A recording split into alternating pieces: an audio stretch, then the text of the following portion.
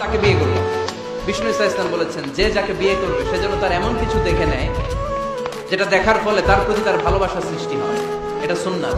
হয়তো আপনি মেয়েটার কথা বলার স্টাইল দেখলেন, কিভাবে হাঁটে, তার চাহনি, তার হাসি, এগুলো দেখে তার প্রতি আপনার একটা ভালোবাসা হৃদয়ে জন্মাই দিবে। কে?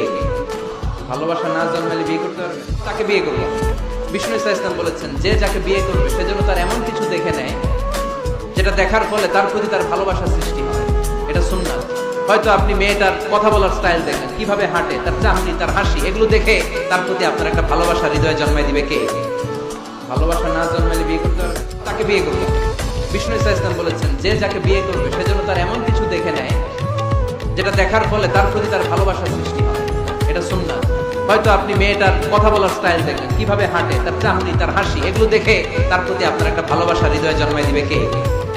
ভালোবাসা না জন্মালে বিয়ে করতে পারবে? তাকে বিয়ে করব।